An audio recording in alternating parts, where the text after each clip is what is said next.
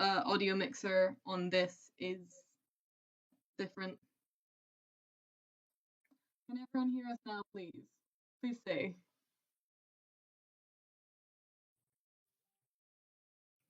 I'm hoping yes. There is also a time delay, so by the time people are typing in chat, yep, that's it. There we go. Okay, where should we start from?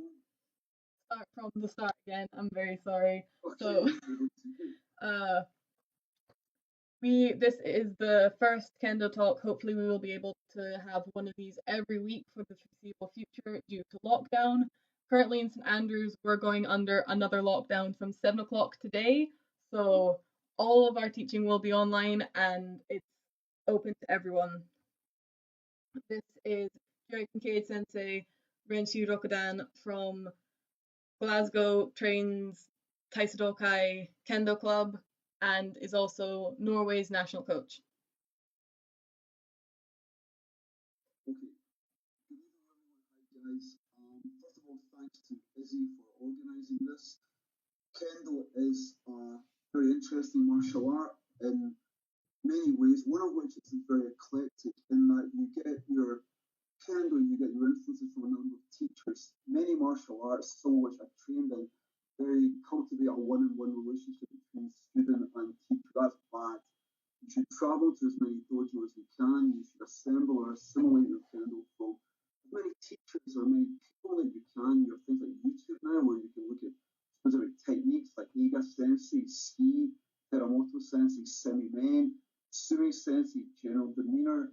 Look around you and find the bits of other people's Kendo that you respect and would like to own yourself, then assemble that. And when you hit between maybe third and fifth dan, then that process, that package becomes your own Kendo. Tonight, Izzy's organised a kind of series of talks by various people who've got nothing better to do on a Friday night than going on about their favourite subject, me being the first. I don't know the nature of the group, so I want to keep it fairly generic and cover maybe three main subjects, but also I'm familiar with the attention span of it, listening to lectures or talks. I used to go to lectures, of course, and my attention span was not too long, so we're going to keep this below 1 hour. We're going to split it into three sections, and there'll be a Q&A or a discussion at the end of each one, hopefully. So please contribute to that. The theme of my talk tonight is the origins, development, influences, principles, and training methodologies in Kendo. I'm going to split that into three sessions. The first being how we got from wandering Indian monks crossing China to Chinese straight swords, morphing into katana, morphing into bits of bamboo that we fight with today, what the major influences in that process were, and what current Kendo basically is. What I then want to do is look at session 2 is look at the principles that are fundamental to Kendo. And these principles are common to pretty much all martial arts. My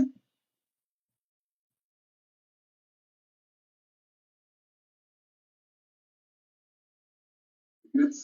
It cut out for about 10 seconds.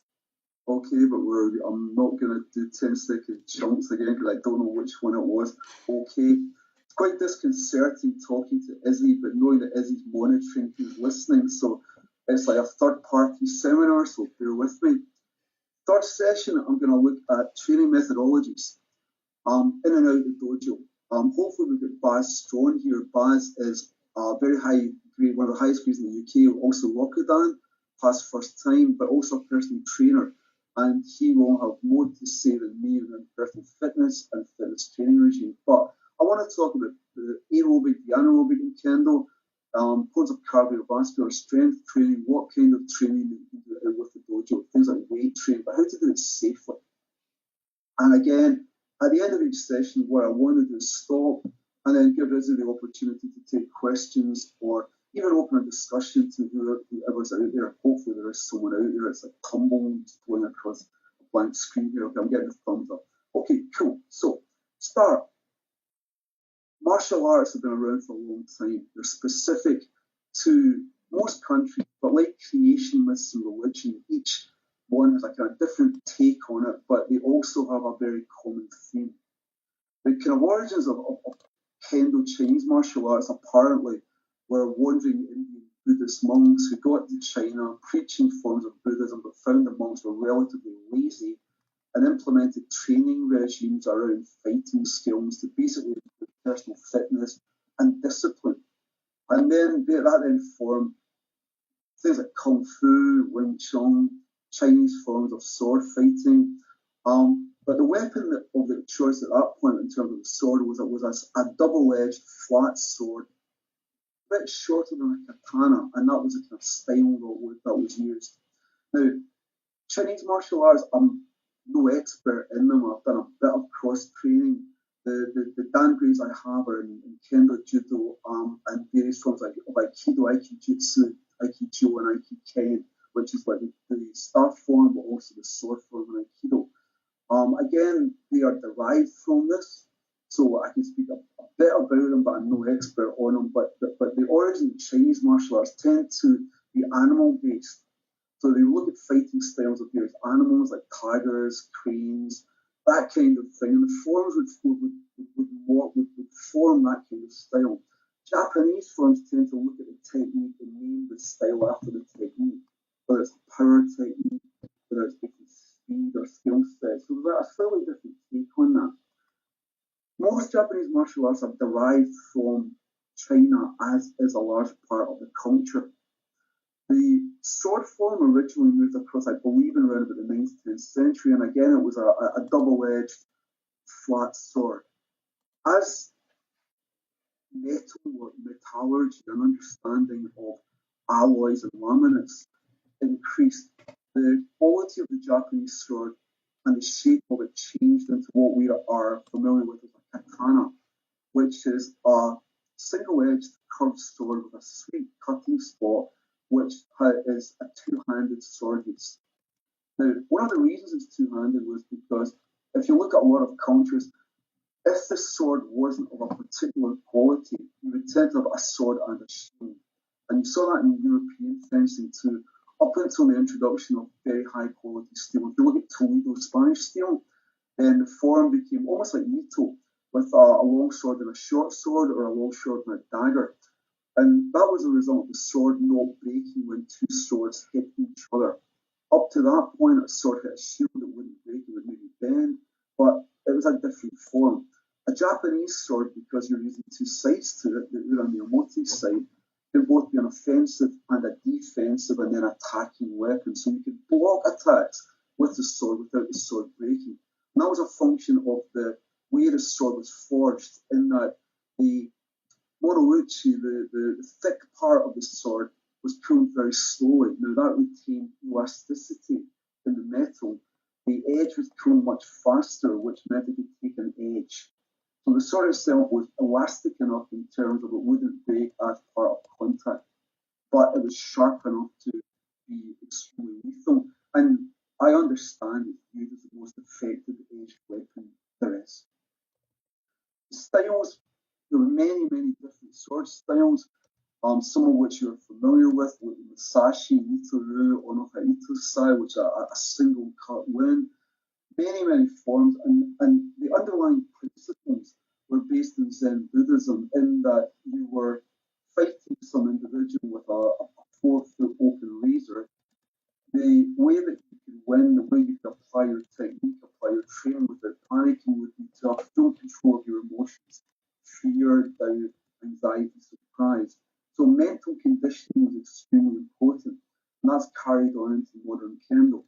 And if you look at some of the influences in 15th, 16th century Japanese Kendo, you look at Musashi, Suzuki, they were very skilled at writing about the style of Kendo, the mindset, and the books like Goinosho or Heiru's Sanjigo Kajo, the 35 Ways of Strategy, the Musashi, were all about principles as opposed to techniques, how you got your head around what you were supposed to do.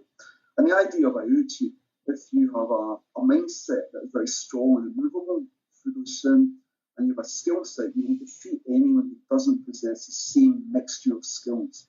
You can be very, very good at Kendo or martial arts in a dojo, but in a real fight it's completely different. You have to master the mindset. And those principles carried forward. And they were very heavily influenced by great swordsmen of that period, of which some of them you know, some of them you don't, but there were many of them, and there were many, many different styles. Read the books, Go Show, San Jugo Kajo, 35 Ways. In terms of modern Kendo, the Noma Hisashi reader is very, very interesting in that you have someone who's extremely powerful and able exponent of Shinai Kendo, but who can also write very effectively about it.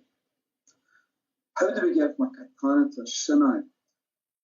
If you joined the dojo back in the day, you either train with a bokken or a katana, both of which are lethal.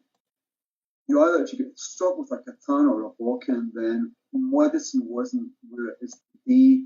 You would either be disabled or you'd be killed. So you either got good at kendo very quickly or you didn't ever get good. So the Japanese been very practical and looked at ways in which you could maintain the realism either through the full contact reality, how do I feel it when I fight, because that's so important, but also learn the technique. So they had to define a weapon that could be used that was non-lethal, but you could maintain the realism in it. Now, bamboo is a readily available substance throughout Asia, so what they started doing was using bamboo without splicing it. Now, that was almost like a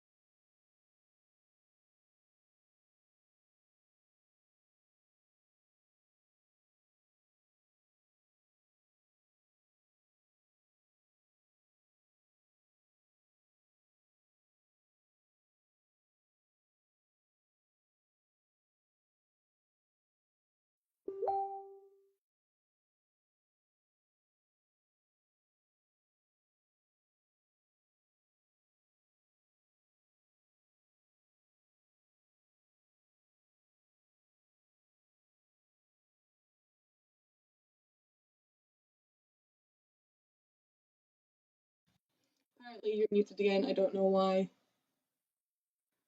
Ugh.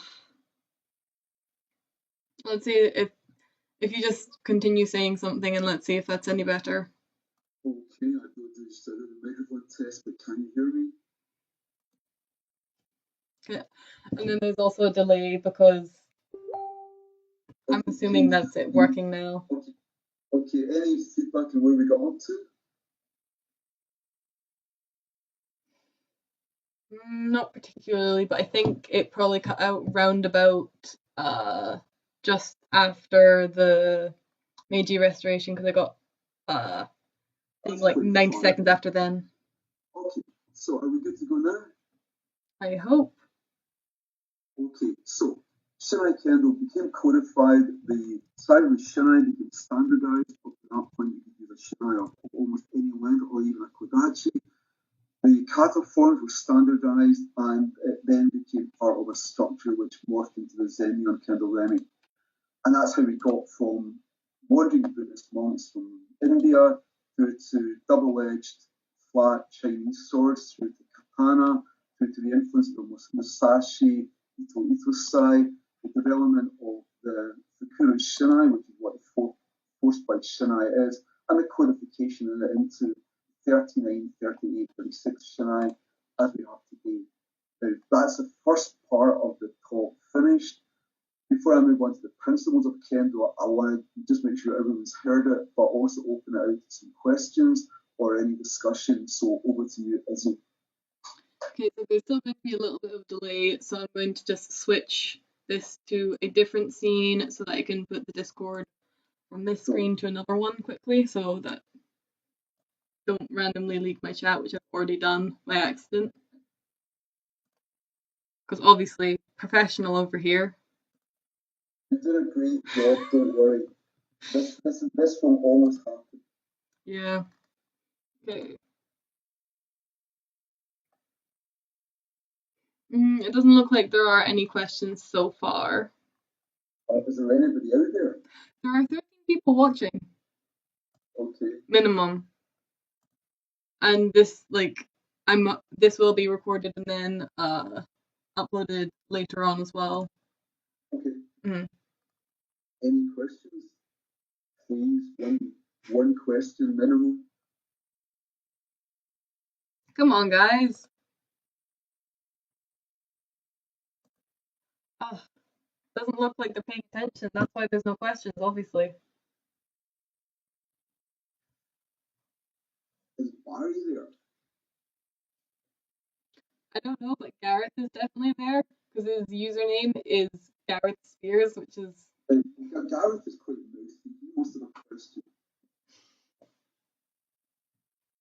Seems like he's staying silent at the moment. Okay.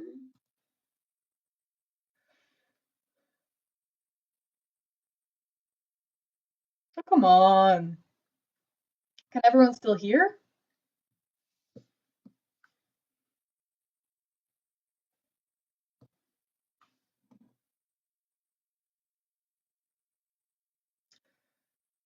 Hopefully, in future, ideally, we would be like having an open discussion at this point. Come on. Is this a function of Teams? No, so basically what's happening is I'm screen recording this and uploading it straight away. So like since Teams is a horrible platform, but it works really well with the university's upload and download stuff, so it gives very good audio and picture quality compared to literally all the other ones with the university Wi-Fi. In that case, why don't I continue? That's good, and then people will have more questions later. Okay, so I'm assuming that there's anyone out there. The next section I want to talk about is the fundamental principles of Kendo and the relationship between that and other martial arts. All martial arts are good. No martial art is better than any other. So you cannot say that. But what you can say is that each individual is probably attuned to one martial art over others. But try lots of martial arts. Find one that you really either get or it gets you, or you really like, or you're better at than others. So please, don't worry about cross training. It's a good thing. Principles are very, very similar. Kendo is unusual in that it is solely weapon based, and the stance of Kamai is unique to the effective cutting action of a katana as exemplified by a shinai. In that what you're doing is you're driving forward in a straight line, landing the sword with the line of the cut. I'm looking at Izzy here. She's not. Are we good? We're all good. I'm just trying to. Throughout this thing, I'm basically trying to make audio work better. Okay, so principle is that the Japanese sword cuts no way out. The optimum point is that yoku daitotsu daitotsu. You land on the target with the optimal curvature of the blade and you push the blade through, effecting a cutting action. That necessitates that the sword lands perpendicular to the target. That means it's absolutely straight, it's not sliced in. Therefore, the stance means that you're perpendicular to the kashira, in that you are moving in a straight line, pushing the sword forward, optimizing the power from your own body movement, landing the cut with your own body weight, and then continuing through, therefore affecting the cutting action. It's a peculiar stance, i.e., you're almost straight on to your opponent. Most martial arts have got a different stance. A form of Sangaku no Kamae, which is a triangular stance where, like karate and aikido, you're protecting yourself by having your hands extended in front of your body is turned around, therefore you're protecting all the major organs with your hands from a front-on attack, and you're moving circular to the incoming attack, or you're attacking in circles around that, as in aikido, for example. Also from karate, Kendo is different. There's a criticism about Kendo is it's very straight, but that's simply you don't understand the movement. So the stances similar to Kendo. It's difficult to master, but it's like anything like water skiing, surfing, skiing. You never think you're going to get it, and one day you do, and then you remember it from then on. You develop muscle memory or body memory for it.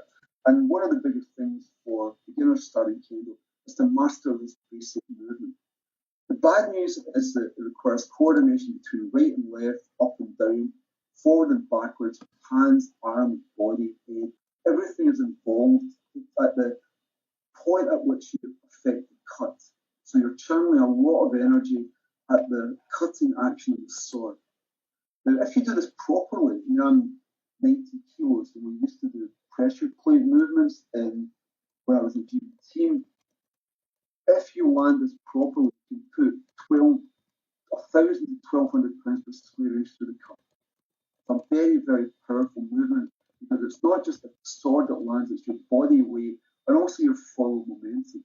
So it's difficult to master, but the good news is that all movements in Kendo, all techniques, 70 or 80 or so, infinite if you combine them in free form fighting, all come from that same movement. But it's a difficult movement to master. And even at Kitamoto in Japan, the high level training course, every morning we did basically Fumiko Miyashi, Ashi Sabaki up and down the dojo, 6, 7 times just practicing this one movement. It's something that we almost have to try to refine. So the form is quite different. The principles behind that have come to all martial arts.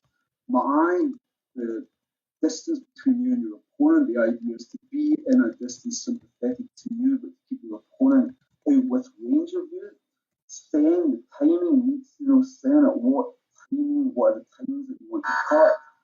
Also, how do you win? What are the ways in which you win in relation to how you affect your opponent, how you judge your opponent? Because all fights are not just about you or me, they're contingent in your opponent. They're not controlled and defined by your opponent. You must understand your opponent's motivation, what their skill set is, what they want to achieve from it, what their techniques are. You can use that contingency, that knowledge to your advantage, and that's the basic fundamentals to it. Going back to the principle, look at my the distances. There are 3 distances in Kendo. Sokorito no Mai, which is one step, one cut. So we're in range, Shinai's cross at the tip. With one movement, I can cut. Shikimai is the close distance. I can affect techniques. I can affect Kikiwaza. Tomai, I'm further away. And everything in between Tomai and Shikimai is effectively a cutting distance depending on the skill set. So understand the Ma'ai first of all. Sen, timings in Kendo. If I don't know what subjects you guys are doing or what your background is, but if you're in like management or anything like that, you always get things like the POTUS 5 4s, McKinsey 7 8s. It's all a number based on a set of techniques. Kendo seems to be threes. In my eye, 3 basic distances. Sen, 3 basic timings, collectively known as Mitsuno Sen. Sen no Sen, where I can see the cut completely from start to finish. There's an opportunity for me and it's unaffected by my opponent. I've caught his timing. Uno Sen is reaction timing, where my opponent attacks me, but I can react and win. An example of a technique would be Men Kaishito. But the best time is Sen Zeno Sen or Taino Sen, where I pick up the intent of my opponent to attack, but that moment between my opponent's intention is to attack but hasn't moved, I can then catch and cut at that time. Very, very difficult, but it looks like your opponent is standing still. And that is a prerequisite by mind contact. And if any of you have trained Sui Sensei, Hachidan Hanshi, all he talks about is mind contact and chance. He gets inside your head and looks for that moment of indecision and then attacks you at that point. And he does that by applying pressure to you. So what you should always try to do, you're smiling every day because we've all been on the receiving end of it. It's wonderful to experience, but at the time it's like, how did that happen? Induce that in your opponent by applying constant pressure. You make them do things they don't want to do when you want them to do it. And that goes back to the mind control, the pressure. And you start to experience that round about 4th dan. And I'll talk about the differences in grades and what they mean in a few minutes. Sansaku ho Sansatsu ho, the three ways to win. Kyokurozu, Waza Okurozu, Ken Okurozu. Kyokurozu, you defeat your opponent's spirit. So you're stronger, more aggressive than him. So if you detect that your opponent is weak, doesn't want to be there, is incapable of being intimidated, you become very aggressive. You scare them. You take them to where they don't want to be. When you fight, it's a misconception that I will always fight from where I'm strong or where I think I'm strong and use my techniques I think I'm good at. No. The best form is to find out where your opponent's weak and take them there and keep them there. If they're physically weak, run them around, tire them out, just outlast them. Then when they start to lose energy and power, then up your game. If they're spiritually weak, dominate them by being very, very aggressive. If they're technically weak, allow them to attack you or make them attack you, and then use bad waza, bad attacks to your advantage. Waza Okurozu, defeated technique. Other principles like Ura and Omote, the sides of the Shinai. The Omote side we tend to use exclusively. Please use both sides of the Shinai. If you watch very good players, and if you look at the old Japan Hachidan, they're constantly moving between Ura and Omote. They're moving the Shinai from your right side to your left side, deflecting and disrupting your opponent's Kensei. If you simply move in on one side all the time, you're simply creating opportunities and opening, but also you're giving your opponent an understanding of your movement. If you constantly move, like Toshiro Sensei, if you move the Kensen between Ura and Omote, your opponent does not understand your movement because there's no real pattern. So please use Omote and Ura effectively. Suriagi is a technique that works on both sides. It's a very effective technique. Makiatoshi is another. Kiriatoshi. Lots of techniques are double-sided. If you can work both sides, you double your technique range. So please practice both sides. Irimi is an Aikido term to enter in, step in on occasion and watch what your opponent does. Step right into their distance and see the reaction. Even if you're not going to cut, you may move back. That's a great opportunity to cut. If they take the cut on, then you're already in distance. You have the opportunity to forestall a counter. Do not ever be negative. There's no waiting in Kendo. There's no negativity. You never wait to be attacked. You force your opponent to attack you. You defeat the incoming attack and immediately move into your own. Please always make your Kendo positive and aggressive, but without being brutal in any way. Some of you train with me, I've been accused of that on occasion. It's not, it's just a technique. The best fights I've had, you'll meet your opponent in the bar afterwards and have a beer, and you meet your best friends, facing the most aggressive, worst fights you'll ever have. It's a great thing. And Kendo's very sympathetic. It's a great community. People will always help you. So please use that as we are doing today. Learn from each other. Learn from your students. Learn from your teachers. But understand the key principles. Don't focus on technique. Think about the principles first. The techniques are simply the exemplification of your understanding of the principle. And that's what a grading panel will look for. Okay? Grades. Grade system used to be first to fifth dan. There used to be no grades. You now have a grading system which is first to Hachi dan. It used to be to Judan, but with Shida Sensei dying, the retired 10th dan. After the last 9th dan dies, that will be it. Why? Because Hachi dan is the highest grade you can actually grade to in a grading. 9th dan was awarded. A lot of martial arts will award grades from 6th dan onwards, believe it or not. So Kendo's not like that. You have to fight for every grade. So Hachidan is the highest. You also have a set of what's called Shogo grades, which are Renshi, Kyoshi, Hanshi. The best description I've had of that is, if you imagine it's like a university, Renshi is assistant professor, Kyoshi is full professor, Hanshi is like the dean of the faculty. It's maybe not a good analogy, but it's the best one I've heard. So here we are. Shodan, a fundamental understanding of Kiken Taichi. The ability to fight, the desire to fight, a good understanding of Kirikage, good movement, and the ability to attack. That's basically what we look for in a grading panel. Nidan, and remember, Each grade in turn is not a better version of the previous grade. It's a different thing completely. Your kendo has to change fundamentally between each grade. The grade that you stop, the grade you top out of, is the grade that you reach when you lose the ability to change. You have to reinvent your kendo commensurate with a higher understanding of it between each grade. And that's what the panel is looking for. Second dan is not a better first dan, it's different. Second dan, you start to use more technique, you start to apply pressure, you maintain form for longer. It's not simply attack, attack, attack. It's you're creating, or you start to create opportunities. Sandan, third dan. First grade where you have to have control of yourself. So you don't take cuts on when they don't really exist. You only take them on when you have created them or they're clearly available.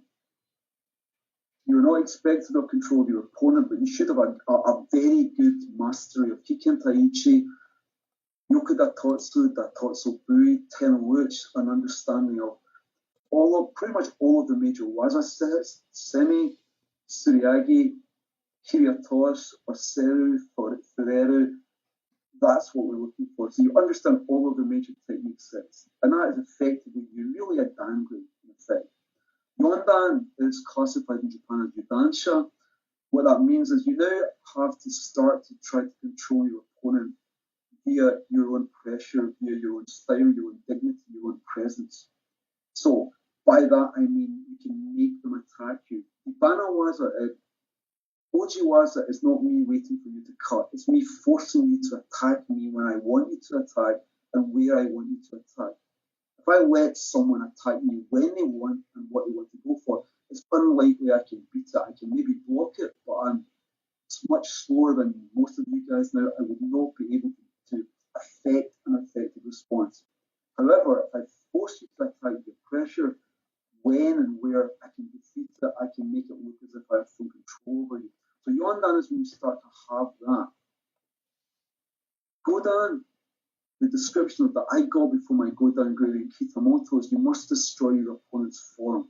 It's not enough to cut them. You must make them break kamae. So you have to have a higher form of control, and that must be exemplified in the way your opponent falls apart in front of you. If you want to put it that way, you have to break them.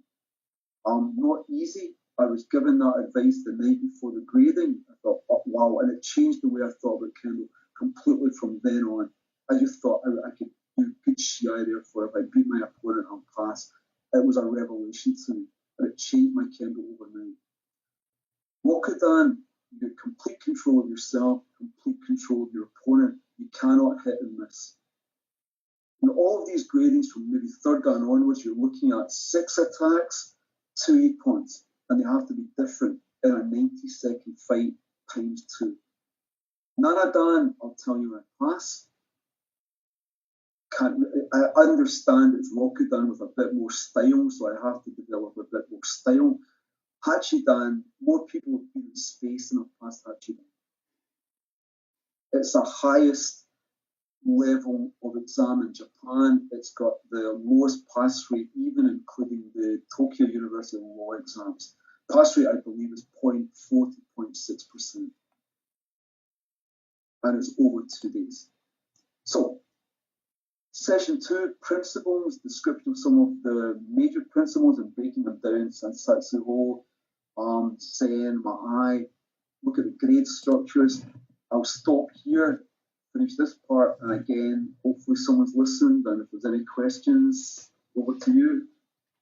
Cool. Now people have actually started to use it the way that I want people to use it, because I can't type on my laptop without everyone being able to hear it. So I'm wanting people to actually discuss in the Discord, and people are now actually using it. So we have about 3 questions. 1 from the last one and 2 for now. So the first one is, well, it's out of interest. How did Bogu develop into its modern form? Which I do know somebody who's great to talk to about. Paul Budin, I think. He does a lot of things, but do you know anything about the development of Bogu into its modern form? and how that affects Kendo, or is that kind Yeah, of irrelevant? I believe that the Do and the Men were derived from the Japanese fire brigade protective clothing. The coats were obvious and that you had to protect your hands, but my understanding of it, it may be wrong, is that the Do and the Men were protective clothing developed for the Japanese fire service back in when a formal fire service first came out. Lots of development since, but the Bogu itself has achieved very, very little since its inception. The material science is better. There have been introduction of things like the Hasegawa carbon fiber shinai, but again, very little uptake because Kendo Bogu is functional and decorative. It's aesthetically very beautiful, but it's also very functional. Um, you look at yeah. I mean, you should lacquer the top of your main Izzy. That was stupid. Yeah. So anyway, but no, it's a beautiful form. It just is. So very little drivers to change it because it's remember Kendo's been going for 1,000 years. Modern form not so long. There's only really one way of doing it, and the Bogu itself, if there was a better form, there would have been. Material science, yeah, that's probably only real change. Gore-Tex Coty, quick drying Coty, light Bogu, fibre dough as opposed to bamboo dough, different materials, different stitching patterns, but really not much change over the days. If you look at really old armour, you can recognise it. It's very, very similar. And there's a lot of resistance to change because why would you change something that is aesthetically very pleasing but also completely functional based on what we do? The only main, so you were saying how they used to use bokken. Have you ever seen the kote that they used when they used Like, bokken? They were, white, white sticks, yeah. yeah. Paul Buddin wrote a book in a white stick, very, very thick coating. Mm-hmm. But if you Naginata, if you've got Greaves, so you have different forms of it. If you look at the bayonet practice, again, but they're all based on Kendo armor, but with a slight change with the emphasis on what the weapon being used against you is or what the attacking form is. Look at um the Kobudo, the bayonet form, very, very big nodo for obvious reasons because stabbing actions. I watched a demonstration by the Tokyo Riot Police in the Imperial Palace with Takatera Sensei, and they did riot drill, and the guys had men's on but massive nodo, and it was the riot practice. They just charged the instructor and stabbed them with his throat with a bayonet, with a baton, and then hit them in the back of the neck as they fell down. So there was lots of padding in the back of the men as well. So, but yeah, but the minor variation across all of the kind of sword weapon-based martial arts, but consistent with the weapon being used. Great. There are two questions about grading. Somebody missed what you were saying about Yondan, and then somebody was also saying, should you try and develop all aspects of your kendo at once, or are the sections more important to focus on than others initially? It's a graduated process. You must master the fundamental movements. Kiken Taichi, Fumiko Miyashi, correct Zanshin for each cut. Once you have these, then all the techniques are a function of that movement. The technique sets, there's only really four major technique sets. Semi to evade or to take, step in, affect your opponent's distance. Invade it is the translation for it. Suriagi, where you're sweeping the shinai on either the ura or the emoti side, or tosh, where you cut down on the shinai on either side, and makikomi, where you have a winding technique. So you're either affecting your opponent's space, your semi, or you're somewhere moving the sword, because for me to cut you, I have to move towards you, or I have to get you to move towards me. So these movements facilitate that. Again, don't overthink it. Watch anyone practicing kendo, even a high grade. There's simply men cutting, fumikomiyashi, getting this sliding of the foot consistent with the lifting of the hands and the coalescence of the foot landing and the sword landing at the same time. Once you have that, then it's not too hard to learn the waza. The problem is that you're doing it against someone else who's trying to do it to you who's of a similar skill level. And then it becomes like chess. So just develop your Kendo, but if you have a good teacher, your teacher will guide you as to the progress and the things that you have to work on. You're not alone. You can always ask someone. Fourth dan is the first grade where you have to be visibly in control of yourself, but also in control of your opponent for at least part of the fight.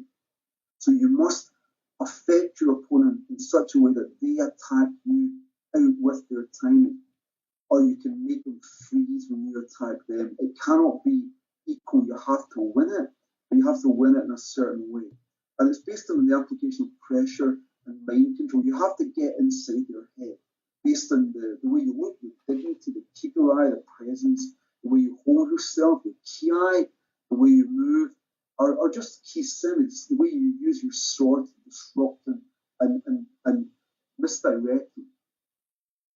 Okay, cool. Next. Doug was asking, how do you mentally change in your run? How have you mentally changed in your run up going to 7th dan? I did what I thought was a very good 7th dan in Serbia, but I scored between 6 and 8 points both fights. And I did it like a 6th dan version of Shiai. And I was told I failed because I did too much. So I took every opportunity. I don't think my opponents were very strong. It wasn't that I was so good. But what they wanted to see was more, okay, I take the cut and then I move into a control mode. I control my opponent for a bit and then I create something else as opposed to creating the opportunity straight away. They wanted to see more control. So I didn't get it right. I did too much of one thing. So my next grading, I will change that and I will try and demonstrate more control so they can see the kamai and form and my process more and maybe revert back to maybe 4 to 5 attacks and refuse attacks that are coming in. But I was too busy. So it was a lesson for me. I thought it was a good grading. It looked good. I scored some beautiful things. I even scored do, which I've never scored before. But it was too much. It was like I was told it looked like Hakari Geiko. I get too excited. So I need to have much more control of myself rather than get carried away with it that I think I can win. So I need to get rid of that. That's what I'm working on. Cool. So we have a question from Baz. Waza which were developed from the original schools of Kendo, are they still used in their original form or have they merged together into the waza we still use today? Yeah. Okay, I'll give you 2 examples. Kiryotosh, straight cutting down on the sword, but also the single cut win. Semi Shomanichi, that is Ito Itosai, one sword, one cut. So either cut down on the sword with one technique or cut down on the opponent with one technique. That's probably the major influence in modern Kendo, that one school. Also, you look at Nitanichi, which is Musashi, 2 swords. The style he tended to use was not the Jodan style, but Hapo Baraki, where both hands were down and he moved in circles. And he only ever used it against groups of weaker opponents. He never used 2 swords against a skilled single opponent. But in terms of style, Nitanichi, that's pretty much as was, but apart from the Kamai, and Itosai, the one attack, one cut, as exemplified by a strong straight man, or an attack on the Shinai with Kiryotosh, that's pretty much a direct descendant of them. Okay. Great. So there's now another question related to that. How does waza like hayai men, small men, that you see a lot in Shiai relate to what you were saying earlier about the actions of the cutting of the katana? It doesn't. It doesn't. I mean, remember, Kendo is a stylized form of it in that if you were using a katana, you would cut underneath the wrists, you would cut to the inner thigh, you would cut to areas where you would cut arteries or induce strong blood flow.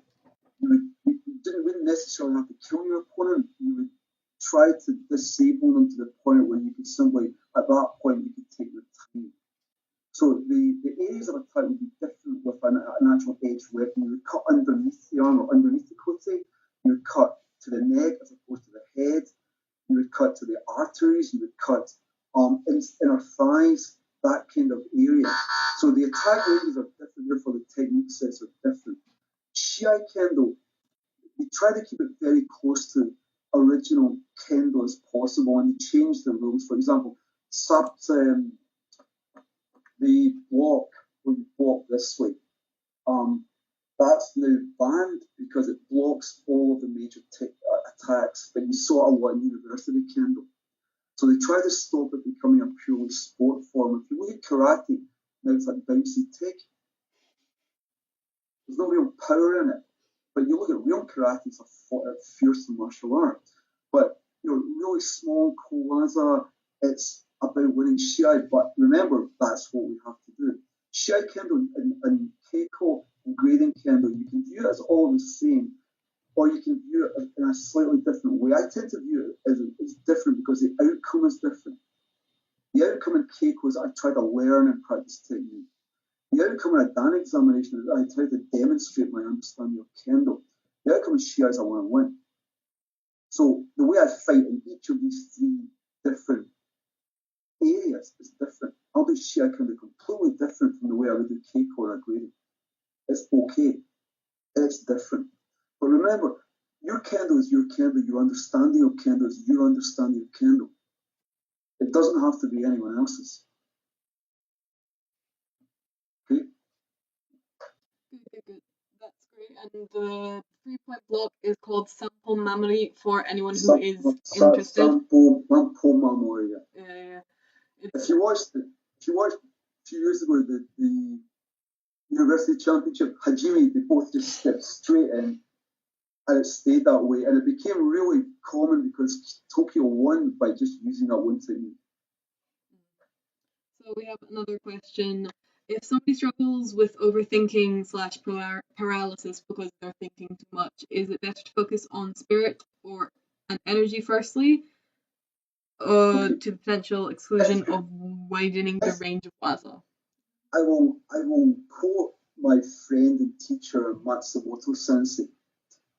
We all have times in our Kendo ways that we're not getting anywhere, or we have a bad night at the office. It happens, and it can last for a while. It can last for one night. And that can be overthinking. It can be our timings off. It can be with loss of fitness.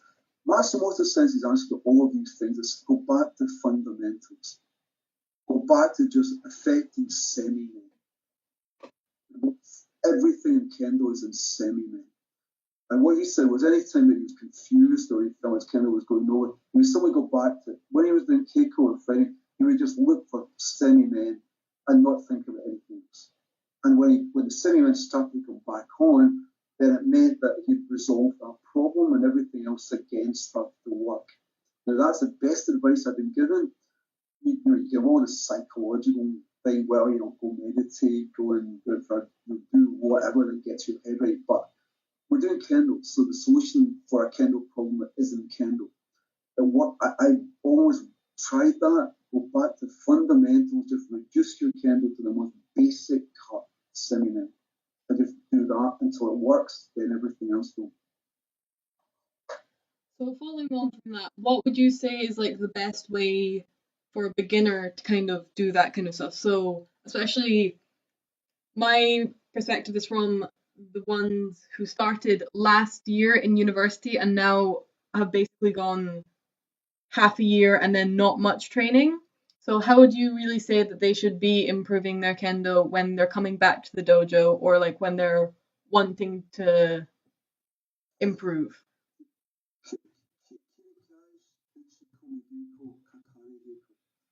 There is no better set of training methodologies, and if you ask any Hachidan Hanshi, how do I improve my Kendo? Kirikai's Uchikomi Geiko, Hakari Geiko.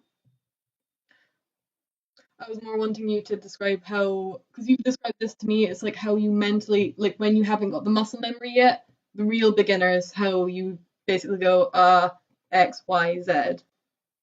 Well, I mean, there's a structure to it. You know, the way I approach it is the process of a cut. Come on, start with your form. Then ki, then ma'ai, you control the distance. Then sen, you look for the timing. Then you make the attack, upon, then zanshin. So all techniques of those five elements. And if you think about where you are in each of those five elements as part of your movement to attack, then it will give you a kind of roadmap, a narrative to form. Kind of can be very confusing. Or what do I do? You can then think, well, okay, if I have a plan, if I have a structure, then I can adhere to that. So when I'm grading, what I would always do is I'd stand up, get my best kamai. When I got that, I would then make kia, my best kia. And I've already, I hopefully have won two battles. My kamai has been better than my opponent. My kia has been stronger. I would then take control of the distance. I would initiate the forward movement. So already I've won that part. So I've taken the initiative. Then the timing, I can force the timing and control that. Then I make the cut. Then my zanshin has to be correct. Then I turn. Then I completely forget about that and do it again. And then I do that in every encounter. So that's a mindset that is understandable because it's based on a narrative that we can kamai, kiai, mai, sen, upon zanshin. Okay? And that's all the questions at the moment. Thanks so much for all of the great questions. Please keep them coming in. Just anytime you think of a question, type it instantly, and then we'll get to it at the end. We're behind time, so I'll move on to the third session, which is training methodologies in Kendo. Now, by that, what can we do to make our Kendo better by improving our physicality, our physical conditioning? Kendo is aerobic and anaerobic, i.e., we use it with oxygen and without oxygen. So we have a breathing pattern, but also we can build up an oxygen debt by frantic bouts of activity. The only sport is similar squash. We are very, you've got moderate movement, then you're very active movement, and it moves between them. Now we have to condition ourselves for that. Now they're two different things. If you look at the physique of a sprinter, very muscular, purely designed for short bursts of energy. You look at a marathon runner, completely different. Very little muscle mass, but lots of cardiovascular endurance and stamina. And Kendo we need both because I've done international fights 23 minutes. You get fights that last for almost no time. So you have to have power, but you also have to have stamina. So you have to have a rounded physique, a rounded mixture of power, short twitch, muscle structure, but also you have to have the cardiovascular that will get you through a long fight. How do you do that? The best technique that I used was I would get on an exercise bike and I would do 20 minutes of 30 seconds flat out, 30 seconds normal pedaling for 20 minutes. I'd start at 5 minutes until I could build it up. And if I could do that, I knew that I could last for 20 minutes. So I would flat out and then relax, just recover, pedal it flat out, and then repeat for 20 minutes. A very good way of mimicking Kendo. It's hard to mimic. So it's one way to get cardiovascular, and it's a good way to get this mixture of aerobic and anaerobic, which mimics Shiai or high intensity fighting. Cardiovascular, running, long distance cycling, anything that gets the heart rate up. And remember, when you do Shiai Kendo, your heart rate can go from 70 or 80 to in excess of 200 very quickly. Your maximum heart rate is 220 minus your age. Now, that's equivalent of a Formula One racing driver. Done it. We used to do train with heart rate monitors on. So you really do push yourself, although you don't think you do. So you have to have the back training to back it up. You cannot just go in and do Kendo and say, I'll get fit to do Kendo. If you want to be good at this, you need to have a program that runs constantly in the background so that when you walk into the shiaijo, the grading, the dojo, you're at your physical peak. You're stronger, fitter, more stamina than the next guy. And that gives you confidence, and it also drains theirs. Core strength. Lots of strength programs, kettlebells, yoga, all of Pilates, all of these things are very, very good. Kettlebells are good because it stretches the muscle out as well. It's not just a short twitch little. We don't shorten the muscle. 12, 10 to 16 kilo kettlebells, do not overdo it. It's not a macho thing. The best weight training types are medium weights, high reps. Don't build muscle you don't need. You've got to supply oxygen to it. Your lungs don't get that much bigger. Kitamoto one year was an American guy who was a bodybuilder. He was a complete dick. A big guy. My student bought my boat for me. They respect me so much. And all you had to do was just run him around for 2 minutes and watch him gas out, and then you could basically do what you wanted. It wasn't optimized for what he did. You look at a martial artist, very few are physically ripped, physically overly muscle. Best look like a gymnast, medium distance runner, that kind of physique. Also, please work on a full body program. So stretching, constructive stretching, 30-second hold, relax, 30-second hold, a bit more of a lean into it. Make sure your Achilles is very well stretched. Also cool down, hydrate, look after yourself, eat well, don't drink the night before.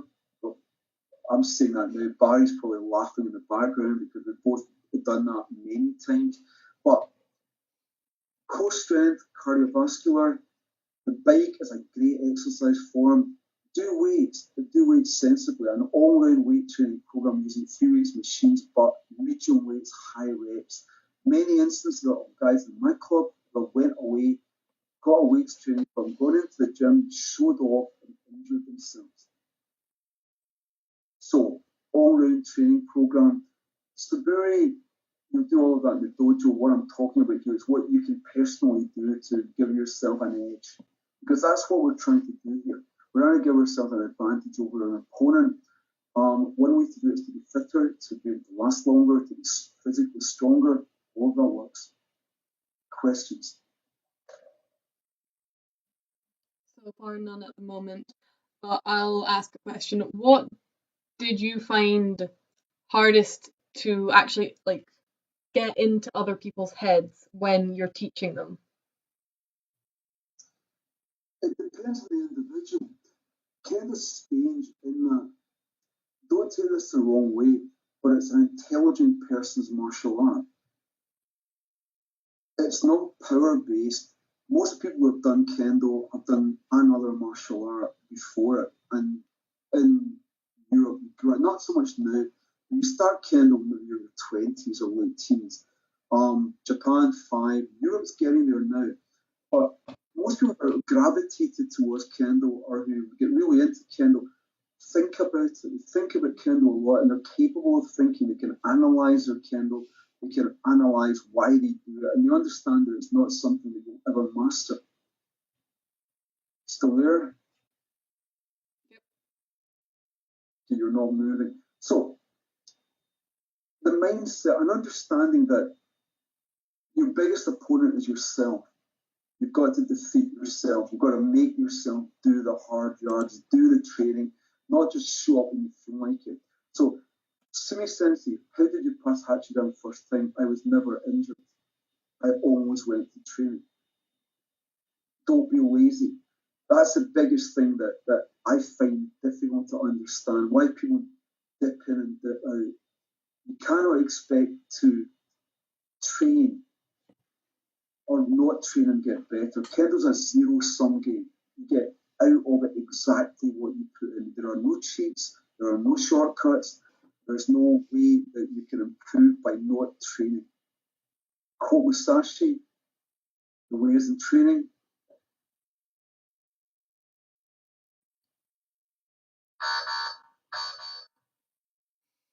Sorry, every time that happens, it gives me a bit of a fright. Still there? Coming Yep. back on. Are you getting it through well? Because it's uploading quite well. I can hear you, but the team seems to have spazzed out. Yeah. Again, Teams isn't great. But can you hear me? Yes, I can hear you. Everyone can hear you. The upload is still great. Okay, cool. If you can't see, that's fine. What I want to do, I want to finish now. We've covered a lot.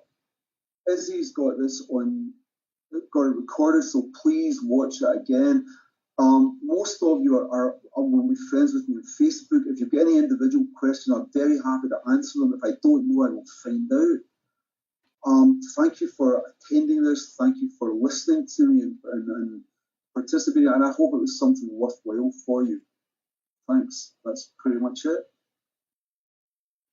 Cool. Do you want to log off now and then jump in the Discord for just a chat, or what? I'll log off. I'll see if I can get back into Teams, but please keep the chat going. Okay.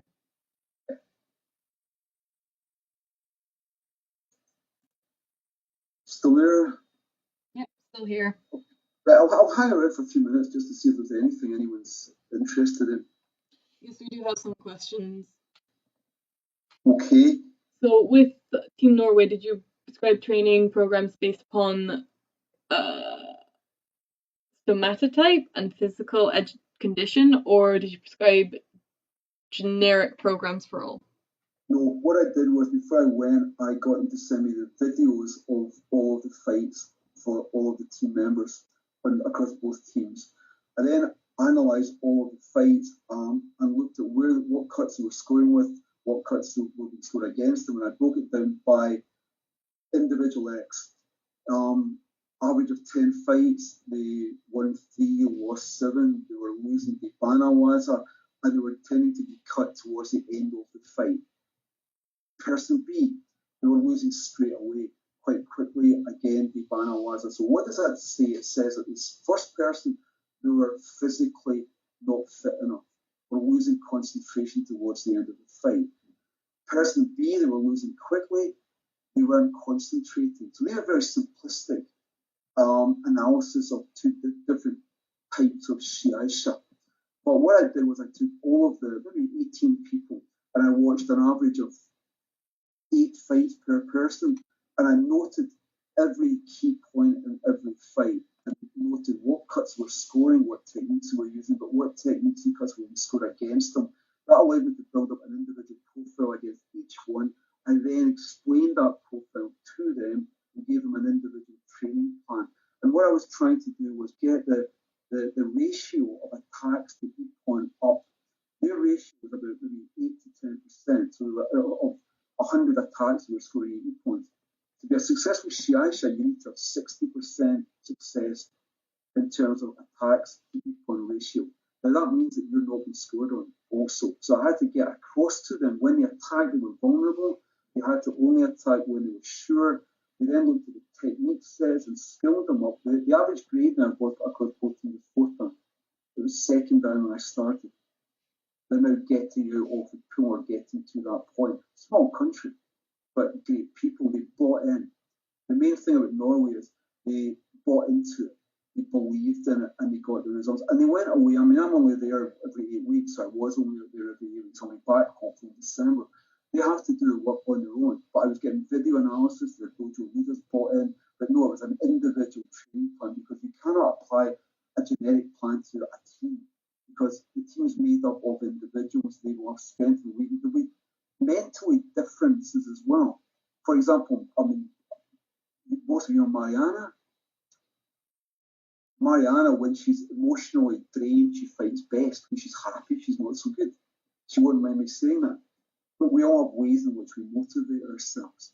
So you have to look at the individual. Well, what mental state do you need to be in to fight well? What are you weak at? What are you strong at? And then we have to give them that self-knowledge so they can go away and then address those issues. So it was very much an individual training plan based on metrics, based on science, not this is my opinion. So okay, here's your fight breakdown. This is 10 fights.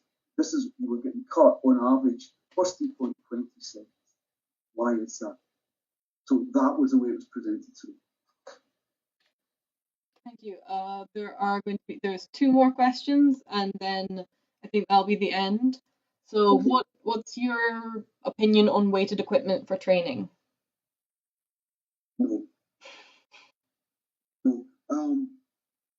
By weighted, are you talking about Subaritos or? Yep.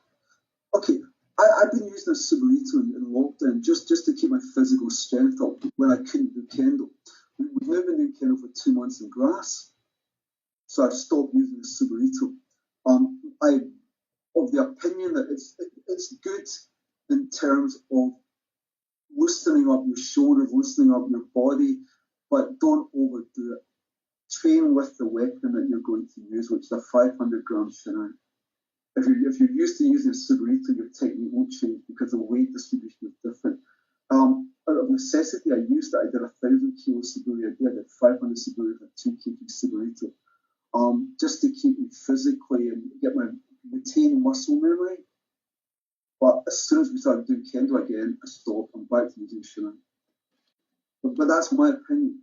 There are different opinions. Cool. And the last question is, what would be your most recommended book for improving in Kendo? The Kendo Reader by Noma Hisashi. It's available all over the PDF. If you haven't got it, contact me and I'll send you a PDF for it. It's written.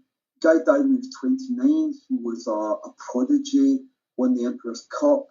A brilliant writer. He could theorize. He also, in his, called it Kendo Reader, it's about 30, 40, 45 pages. He also introduced the concepts and the influences of like Musashi, Itosai. So it's a holistic treatise in Kendo. It's beautifully written by one of the best exponents who sadly died very early. Musashi, but understand that it's not a book about technique, it's about principles. Gorin Osho, fire, earth, air, water, the void, they each mean something. Understand your own technique, understand the other sword skills, etc. So don't think it's a book about technique. Heiho Sanjugo Kajo, again by Musashi, is about 35 strategies. Look at that. Teshu, the Meiji wrestling, the Satsuma Rebellion, Yamaoka Teshu. There's a brilliant book by John Stevens, The Sword of No Sword. Teshu was the master of that and incredible Kendoka. His training program, Shunpukan, that was 3 days of 1,500 keiko. People died doing it. So read about these guys. I mean, incredible swordsmen. But watch videos, watch the All Japan Championships, watch the Hachidan champion Furukawa, incredible Funatsu. Just watch how these guys fight each other. The best fight I've ever seen is the Shida and Furukawa. I think it's 2 years ago. It's incredible. You feel the pressure coming out of the screen. That is great. Thank you so much. That is all the questions at the moment. So I think we're going to be finishing the stream here. Thank you all for coming. Sorry for the technical difficulties. I am still learning as I go. I hope everyone could actually hear enough. Hopefully the recording will be of better quality. So if you want to watch that back when I upload it, that should be good. There is going to be just a discussion on Discord at the moment if anyone wants to join. Also, when you join the Discord, please introduce yourself, who you are, so we can tag you with the right things, and so we also don't get any random people just spamming this Discord, because we want to have a nice little Kendo community. Because the reason for these live streams is to kind of be in place of the dojo and the pub afterwards as well. Because I know a lot of students who are isolated completely and can't really train at all, and sometimes don't want to contact people to ask for even a little talk. So this is what the Discord is also for. Please socialize. There are loads of lovely people in the Kendo community, and also ask as many questions as you can possibly think. Again, thank you all for coming. See you all next week. And also, if this time isn't good, we should have a little discussion about what time is better for other people. Okay. Thank you so much for coming. Bye. Bye, guys. Thanks, Lizzie. Well done.